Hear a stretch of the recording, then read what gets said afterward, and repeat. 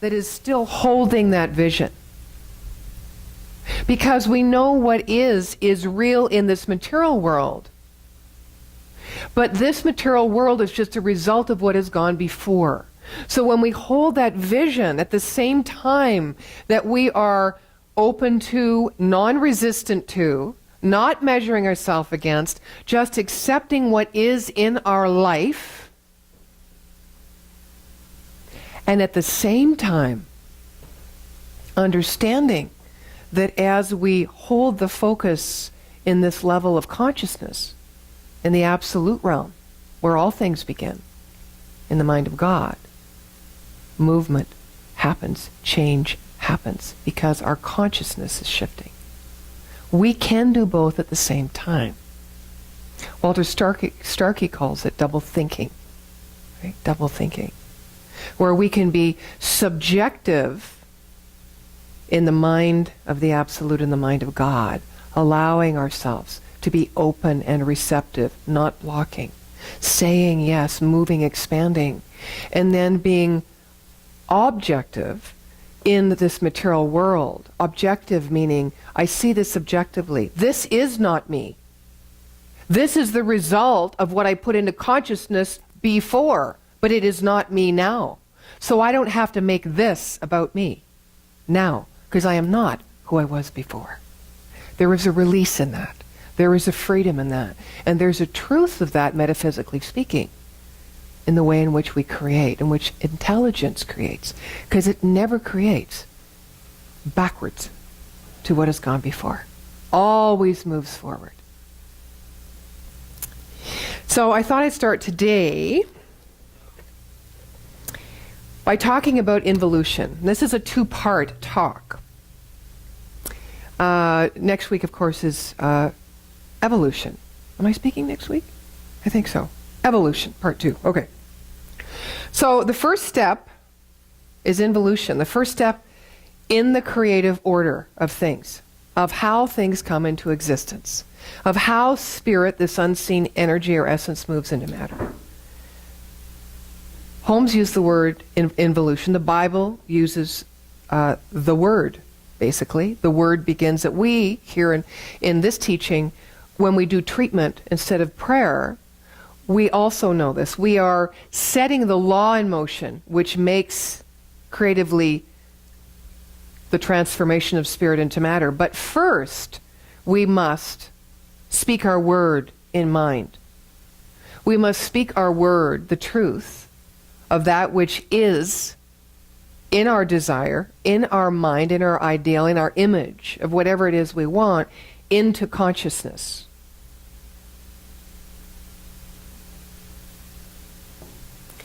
Involution is the inworking of consciousness, not the outer expression of it. And you know, we spend a lot of time dealing with the outer expression in our life. That's why this thing called spiritual practice is so important. Practicing, setting the law in motion, rather than practicing our reaction to the result we get. Okay. All is infinite being and all is eternal becoming.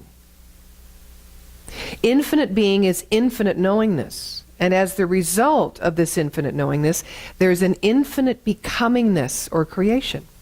It's pretty simple, right? Holmes says we don't know unless we demonstrate.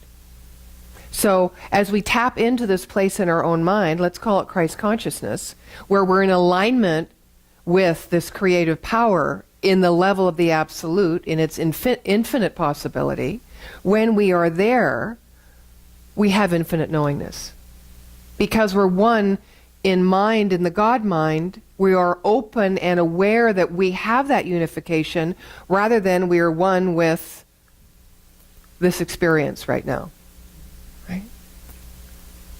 So the infinite knowingness within us produces what is called involution through the self-contemplation of spirit, or our self, or our higher self. So let's make this a little simpler. Emerson said, if you want a friend, be a friend. Okay. As the idea of friendship draws upon the consciousness, The law of attraction produces friends. One is the picture, the other is the thing. Now we may look outside of ourselves and say, well, this is a reflection of my thought. But we may not understand that what we're looking at isn't the picture. The picture is here first. It begins in the background. So this is the picture that I hold in mind, and what I produce is the thing. Holmes also calls that cause and effect. So that's the teaching of involution and evolution. One is treatment, or contemplation or prayer upon our own consciousness, and the other is the demonstration. Now, it's not always as fun to just sit in contemplation, is it? Do we not distract ourselves with every silly little thing? I'll get there. I'll get to it. But it's the big frog. Spiritual practice is a big frog for many people. Because we don't know if we're doing it right. We don't even know what it is. And we don't get an immediate result, usually, because we have a belief in time and space, right? We always revert back to this material level of consciousness and take this idea of who we are based on it. So we're constantly bringing ourselves back, when we have time, to sit in the silence, to sit in the stillness.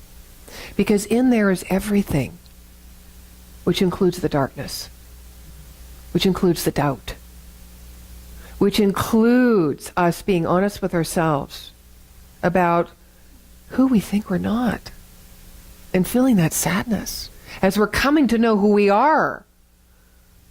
But that is the perfect process from involution to evolution, because we have to just let all those other things go that no longer serve us, but that don't fit the truth of who we are.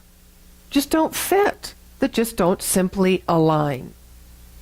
So this is not about right thinking, wrong thinking, or I've created a sin because I've missed the mark. I've missed the mark because I don't have the demonstration.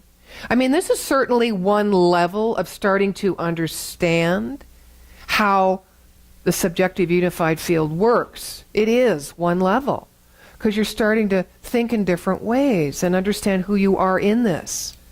It's a good beginning. But we need to move to the place where we understand there is no other mind. There is not our humanity and our divinity. There is one thing going on. It's called, whatever you want to call it, life, God, intelligence. One mind in which we are unified, whole and complete, right here, right now. Never was any different, never will be any different. We get to think into it what we want to think into it. So we either move away from it and feel separate from it, because we identify who we are with what we have, or what is. This is fact. It's a reality, yes? Reality check. Want to know how we're thinking? Let's look at our life. Reality check. But that's just the beginning. The deeper place is to know that if there's only one mind, then there is no wrong thinking. There is no missing the mark. There's just experience. There's just what is. But we are so used to defining ourselves. We need to define ourselves. We need to know who we are, right? That's human instinct. I am this. You are that. Hi, how are you? Maybe the twain shall meet. Maybe it won't. Right? What do I know about you? I know about you what I know about me. If I can find me in you, I like you. If it's the things I like about me. Now, if it's the things I don't like about me, see you later, chickie. Truth is, whatever I like or don't like is in me, or I wouldn't know how to recognize it. I'm either going to be pulled toward it, or I'm going to be repelled by it. So here's the deeper level of metaphysics. The law is always working. It's always working the same. Always. Doesn't matter what it is. I like to talk about relationships because that's all there is. My relationship to my body, to my friends, to my financial situation, to my career, to my visions. Relationship everywhere, everywhere. So when we look at it this way, everything we experience has been caused first within us through creating the ideal, getting excited about something. Once we did this, once we were excited, well, we might be on to something else in creation now, but once we were excited about this ideal, and we were so determined or so focused or so knowing that it was for us, deep within our soul, that it was created. Now, we might be on to something else, as I said, and we might not even recognize that we had this beautiful demonstration. Has that happened to you? We're on such a fast track, we even forget we planted a seed before. Because we have a new seed. I got a new package. I like the picture on this package better. It's my favorite color, it's yellow. I might have planted a red seed before for tulip, red tulip, but you know what? Then I was into red, now I'm into yellow. And that's okay because I'm growing and evolving. You know, so we're amused by our personality and our that part of us that sometimes feels alive through creation, but we don't understand creation. And then we wake up one day and we go, oh, I've been really working hard at this. Well, maybe you have, even though you've been distracted in your conscious mind many times. But what's in our subconscious mind that is the creative function of mind? That is that place where we hold that accumulation of many, many, many, many beliefs over time. It's our fortress. These are our building blocks in our subconscious mind. And our conscious mind can dance around it all at once. It can have an opinion about it. It can make it spiritual. It can make it good. It can make it just part of the process. Or it can get down with it, align with it, and shift it so that it's moving together in the flow and in alignment with life and its expansion and its beauty and its prosperity and its peace. I have a friend I had lunch with this week, and it's kind of a story you might relate to. This woman, about 5-6 years ago, was a celebrity. And she started to realize, after many, many years of doing what she was doing in order to create this celebrity, that it wasn't in alignment with her values as she was growing. So she had to make a decision to leave this celebrity, this good job, this money, this profile, this image. And so finally she did, and she moved into another area that would give her even more celebrity, because one kind of opened to another. And she was cut off at the knees. In fact, there was even some humility involved, or what's the word I'm looking for? Humiliation. Self-humiliation involved in it. And then she disappeared. She went on this journey. When she was in this original job, she knew that when she was coming up to leave this job, that she'd either win or lose, but either way she'd win. Because she was following the soul. She was aligning with the deeper truth of herself at no matter what the outer cost. Now that's what I call a quantum leap. Some might call it a leap of faith. But really it isn't. You're just listening. We don't know the fullness our life could be because we play it safe most of the time. We grow a little bit here, a little bit there, try a little here, try a little there. But normally, because we're attached in our identity to this, we measure ourselves to what has gone before and what is or isn't in this material plane. We don't take that full leap in consciousness because it's like flying in midair without holding on to anything. There's so much space. So what happened was she went away. That was about 3 years ago. And I've had lunch with her a couple of times since. And in this last lunch this week, she said, "It's amazing.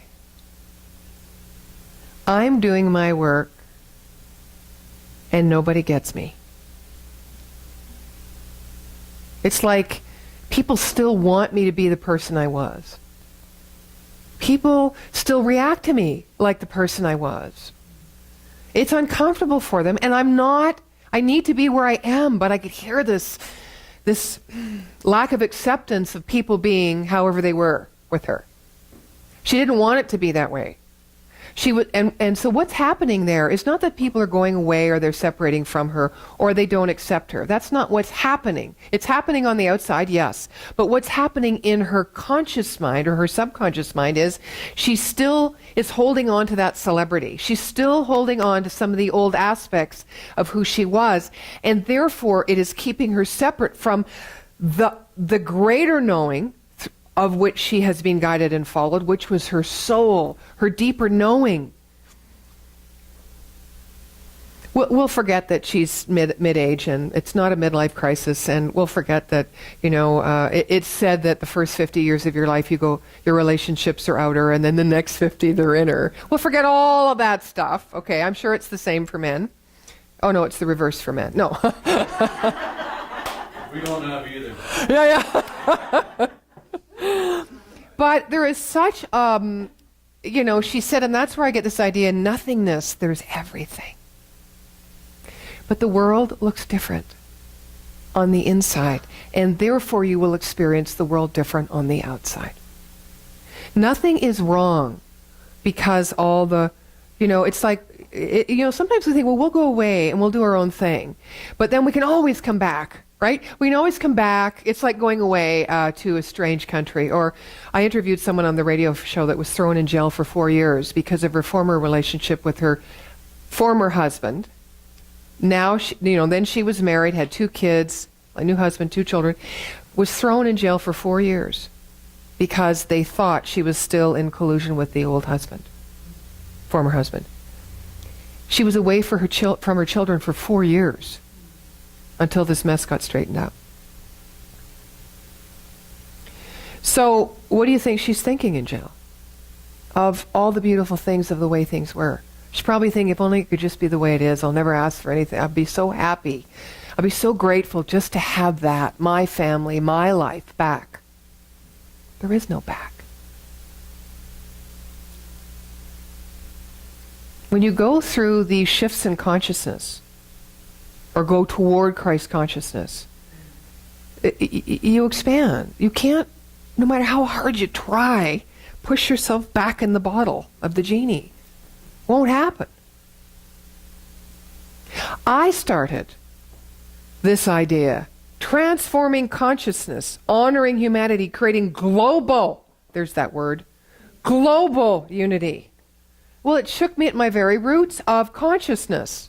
And everything started to move. The fact that there's this much space here today might be many things. Could be many things. But I see it as divine right order. As I am moving to that greater place within me, as you are moving to the greater place within you, things fall away.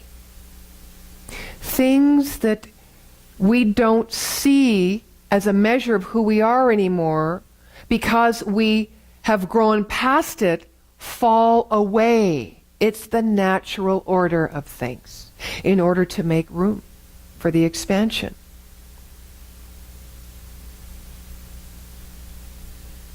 What I know is clear. I know how I message. I know that community is important. I know that the right and perfect people are here to hear exactly what they need to hear in this moment. I know that. Do I care how many people are in the room? Really, I don't. It doesn't matter to me. I will still share the message I prepared in the best way I know how. And what shakes out from that, shakes out from that. That's life. That's life. In the Bible, there's a story about Hezekiah. I don't know if you're familiar with that. who, when he confronted his enemy, who was twice as strong as his own army, he could only say this to his people: fear not, fear not. They have only the arm of flesh. And because they rested in his word and did not take up the sword to go out and fight the enemy fought amongst themselves and destroyed themselves and left all the loot on the battlefield for the Hebrews. So where in your life are you fighting the arm of flesh? I could fight this. I only win if I know that everything begins in the background. I only win when I understand that the power within me and the intelligence with me is in divine right order, moving the greatest possibility and the highest possibility for me, and therefore the center, and everybody in the center, and everyone who touches the center in their own life. That's when I win. It doesn't matter. But if I hold on to this arm of flesh in a way of possessing something, or trying to control something, or make something happen, I lose. And so does everybody else. In the deeper soul journey of what you are up to in your life, or you wouldn't be here.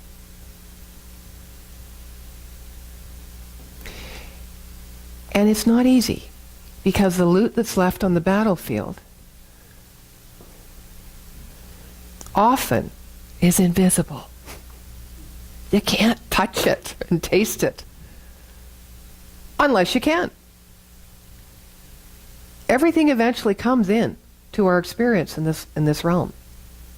But the waiting's not easy, because it feels like nothingness sometimes. It feels like nothing's happening.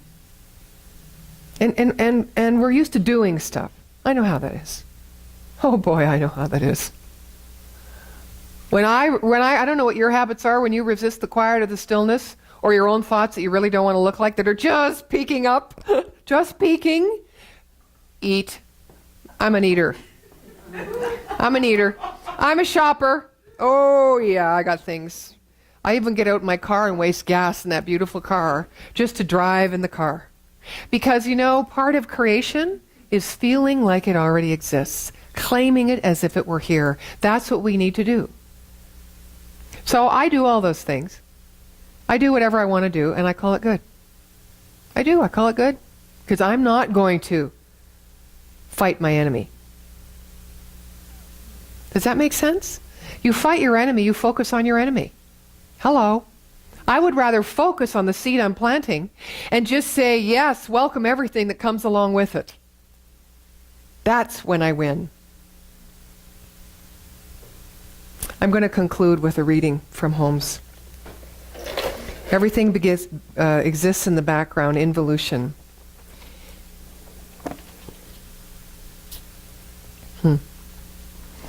Holmes says, God in me is unified with God in all. The one is now drawing into my life all love and fellowship. I am one with all people, with all things, with all life. As I listen in the silence, the voice of all humanity speaks to me and answers the love that I hold out to it. The great love which I now feel for the world is the love of God, and it is felt by all and comes back to me from all. I understand all people, and this understanding is reflected back to me from all. I give friendship, and therefore I have friends. I help, therefore I am helped. I uplift, therefore I am uplifted. I am now surrounded by all love, all friendship, all companionship, all health, all happiness, all success. I am one with life. I wait in the silence while the Great Spirit hears the message to the whole world. So if we must do, be that which you desire. And don't attach it to one person if you want relationship. Don't say that's the person. right? I'm going to be love, so I get love in return. Just be love to everyone. Be the expansiveness, not the specificness of what it is you want. Be the expansiveness of the expression. And automatically, it will return to you. Don't hold on. Don't grasp even an idea. Because the ideal that you formulate in your own consciousness through involution will produce exactly what it is you have created in mind. Don't go ahead of yourself and name it. Don't go ahead of yourself and grab onto it and possess it. Let it be what it is. We are strong enough. We are smart enough. We are loving enough.